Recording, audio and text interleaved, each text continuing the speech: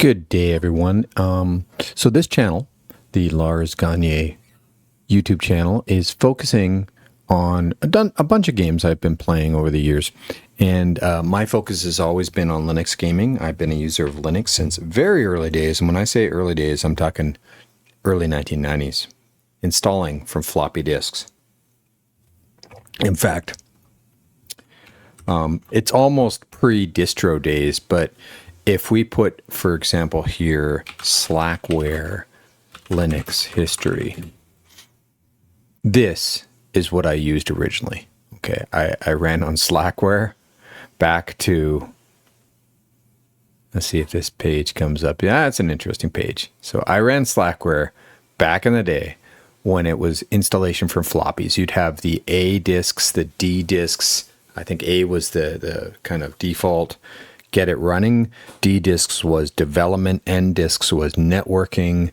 I believe there was a G disks for graphic user interface because you wouldn't by default have a GUI. Old days. So I've been using Linux for a long time. Linux is my daily driver. I'm currently running on Nobara, which is a spin of Fedora. Now, I don't recommend running Nobara if you're not experienced in running Linux. It's broken on me twice where I had to go out to the community. They have a great Discord community. This is all done by Glorious Eggroll, who's famous for his work on Linux gamings. And they got a great community there. So yeah, I was out for like 5 minutes. I got it up and running, and it wasn't a problem. Just jump to the command line and clean up a little bit. But I don't recommend that as a first Linux distribution. If you're running your first Linux distro, I probably recommend Pop! OS. Perhaps Kubuntu, the KDE version of Ubuntu. That would be my recommendation for beginners. So I run Battle.net usually via Lutris. Okay, so let's just bring that up. So lutris.net, that'll give you some information. And that may help you get started running things on Linux. I would rather do it. It just kept breaking, and I would also run it on Linux bottles. So that would be this. I've done this before as well. So running wine applications in a bottle, I could run it this way as well. And it got messy. It got messy. So currently, I'm actually running Battle.net through Steam. Okay, and this is my Steam login. You can see all the games. I got ridiculous amount of games that I never play, of course, like every Steam user, but it runs fine on Baldur's Gate, Eastside Hockey Manager. I'm a big hockey fan. I'm Canadian. Elder Scrolls Skyrim runs great. Hitman runs great. Lord of the Rings, Red Dead Redemption, Star Wars Old Republic, Starfield, Valheim, and many others will run fine on Linux. So let's get back to Battle.net. So Battle.net, you can't just install on Steam directly. You gotta hack it as add a game, add a non-Steam game, and go. There's an excellent explanation on this website. This is the link I used. It's meant for the Steam Deck, but it's the same, and it goes through all the details of screenshots. This will help you. You have to do a little bit of translation because it's not the Steam Deck. It's running it on a desktop, but it goes through all the details. In particular, this adding a directory to store Battle.net games on the Steam Deck. I did this. I created a Battle.net directory, and then from that directory, I have my subdirectories inside of there. So I recommend you do that. So that's that. And then you can get running. So let me just pull this out of the way. Let's see. I got three screens here, so sometimes I'm looking at a different screen. So let's launch this. Let's launch this Battle.net.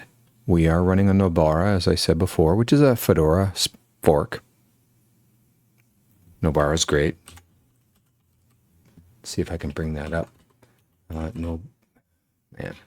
There we go. No, that's not what I want. Battle.net is spinning up. Nobara Linux.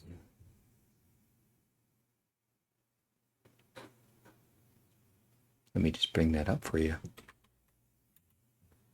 So just so I can show it to you. So it's the Nobara project, nobaraproject.org. That's what I'm running.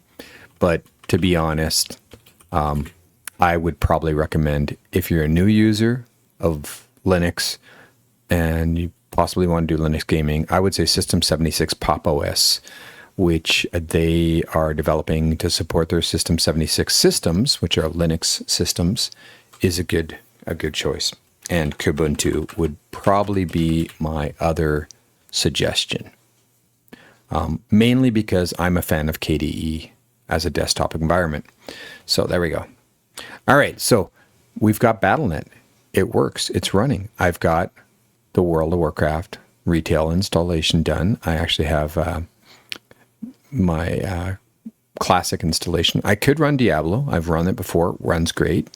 I know that Overwatch 2 runs great. My son uses it on Linux, one of my sons. And these other, I assume so. I don't know. Haven't done it for a while, but they run well. I've done it before. So this is World of Warcraft War Within. I'm going to just spin it up and I'll show you that it works. And so I've been playing World of Warcraft since early days, right? So just before the first expansion, Burning Crusade, launched is when I started playing World of Warcraft. So we're going back to, I guess this is 2006. And I've got a bunch of characters. I got lots of characters from going way back to my old days here. But this is my main, Lars Gagne. I am a member of LAI Acta Est. Yes, only level 60, although we're going into War Within. It's because I don't really play retail. I was playing a bunch in a group just before Wrath of the Lich King launched in Classic. Got involved in a community. Well, I'm part of the LAI Acta Est community. And an officer with that. I'm going to turn down the volume here on my speakers. And so feel free to join us in LA Acta Est. I'll actually bring that website, AI. Let me bring that up. So here's the LA Acta Est Guild, right?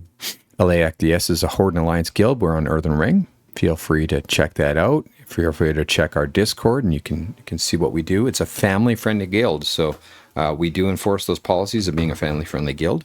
But I've been a member for LA Acta Est since at least 15 years, more, but maybe I think longer than that.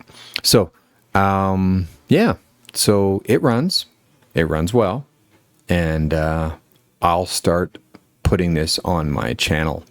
I just wanted to give a little bit of an intro because, well, this is Linux gaming as well.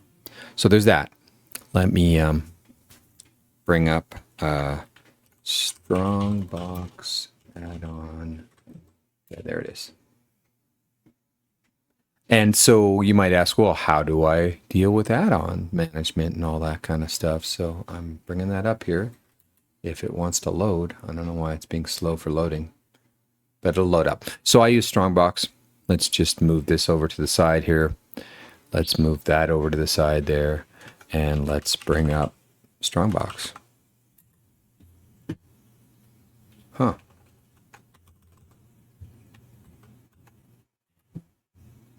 Strongbox add-on. There it is. So I use Strongbox. This is an add-on manager. It's aimed at Linux users. It's available via GitHub, and it's a World of Warcraft add-on manager. Tuck UI no longer source, so they're doing a mirror to GitHub, and it'll pull from GitHub and some other locations. And so, yeah, check this out. I've used other things in the past, including running add-on managers via Wine. So I'm doing emulation and all sorts of fancy, crazy tricks. And yeah, Strongbox is up. So let's add in a new add-on directory. And I will go to my Battle.net directory, World of Warcraft, retail, interface, add-ons, and there we go. So I've got no add-ons installed. I'll just show you how it works. So let's just install LVUI. There it is. You can see it's pulling from GitHub. It's also got some other options, WoW interface and other places it can pull from. But we'll just install it from GitHub. It should show up here in a second. There it is. So we now have LVUI. You can add in more. You can start up Strongbox, and it'll search that directory of what's already there, and it'll identify where it can update from. But I'm starting fresh. I just decided to wipe out my add-ons and start fresh. So I'll install and run with LVUI, and we're ready to go. So that's about it for this episode of this recording. I just wanted to give a little bit of an intro to running things via Linux gaming. Doing my Linux gaming mostly via Steam. Where's my Steam window? Bringing it back up there. So yeah, we're doing Steam. We can run Battle.net within Steam, which I found seems to be running the best. And that's about it. So thank you for watching. Look forward to some more updates on what's going on. If you take a look at my latest posts, I just put out a post on Lars Gagne Gaming, new content coming here soon on the channel. Focuses on gaming on Linux with various titles. Yes, the Lars Gagne and Red Gagne Starfield playthroughs will continue, but likely both on a twice weekly basis. I might scale that back. Right now, Red Gagne is twice a week and Lars is every single day. New to the channel will be World of Warcraft Retail and Red Dead Redemption 2. I actually do have an introductory Red Dead Redemption 2 episode ready to push out. I just really love that game, and it's really chill. The focus is on casual, laid-back, relaxing conversation while I play these games. May look at streaming schedule, but I don't want to. I'm just not ready for that kind of commitment right now. Thank you to the followers. I appreciate all of you, especially people putting comments on the channel. I think we're at 42 followers, which, yeah, it's not a lot, but it's a magic number 42, and I appreciate that. If you're interested, go ahead and follow. You can find me at Lars Gagne Gaming. Yes, it's Gagne, not Gagne or something like that. It's Lars Gagne. Long story of how I came up with that name, but most of my characters in video games are named some kind of Gagne. It goes back to Sam Gagne being an excellent Edmonton Oiler a few times now, and one of my favorite players on the Edmonton Oilers. All right, so that's about it. So I'll probably never have a Sam Gagne or a Dave Gagne, who's his father, as a character name, because it seems a little bit too intrusive. But I use that Gagne name for most of my characters in games. All right, that's it. And thank you for watching. And drop a comment below. Feel free to subscribe. Feel free to hit likes whenever you like. And thanks for watching.